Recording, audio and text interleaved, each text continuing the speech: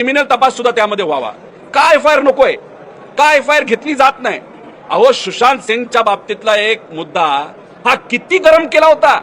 ठीक आहे, त्याचा तिथं मृत्यू झाला, सुसाईड केलं, जे काय झालं हे लोकांना कळावं ही सगळ्यांची इच्छा होती। आपल्या देशाचा नागरिक होता, पण तो महाराष्ट्राचा नव्हता।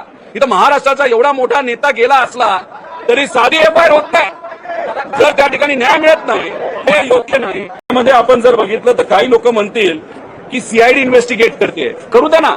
सीआयडी इन्व्हेस्टिगेट केलं, पण सीआयडीने आतापर्यंत काय केलं हे लोकांपर्यंत येऊ द्या। कोण इन्व्हेस्टिगेशन ऑफिसर हे लोकांना तिथं कळू द्या। आम्ही प्रेशर आणतोय, मग तुम्ही कुठेतरी प्रेस कॉन्फरन्स घेणार, सांगणार हो सीआयडीचा हा अधिकारी आहे, आतापर्यंत आम्ही हे केलं, पण आता 27 दिवसामध्ये काय नाही झालं हे आम्हाला कुठेतरी सांगितलं पाहिजे। याच्यात पोलीस अधिकारी बोलत असताना त्यांनी सांगितलं की डीजीसीआय यांची एक AAIB नावाची बॉडी आहे, ते इन्व्हेस्टिगेट करतं। एक तुम्ही आपण सर्वांनी समजून घेतलं पाहिजे की AAIB जी बॉडी आहे ते क्रिमिनल अँगल बघत नाही, ते टेक्निकल अँगल बघतात आणि ते हे बघतात की उद्या जाऊन अजून दुसरा ऍक्सिडेंट होऊ नये याची दक्षता मात्र डीजीसीए तिथं घेत असतं।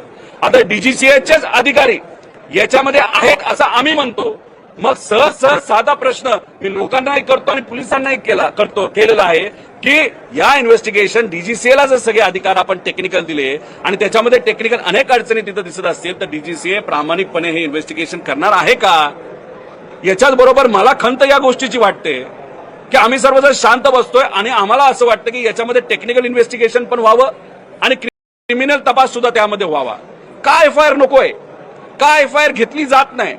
अहो, सुशांत सिंगच्या बाबतीतला एक मुद्दा हा किती गरम केला होता। ठीक आहे, त्याचा तिथं मृत्यू झाला, सुसाईड केलं, जे काय झालं हे लोकांना कळावं ही सगळ्यांची इच्छा होती। आपल्या देशाचा नागरिक होता, पण तो महाराष्ट्राचा नव्हता।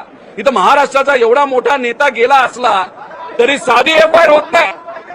जर त्या ठिकाणी न्याय मिळत नाही हे योग्य नाही।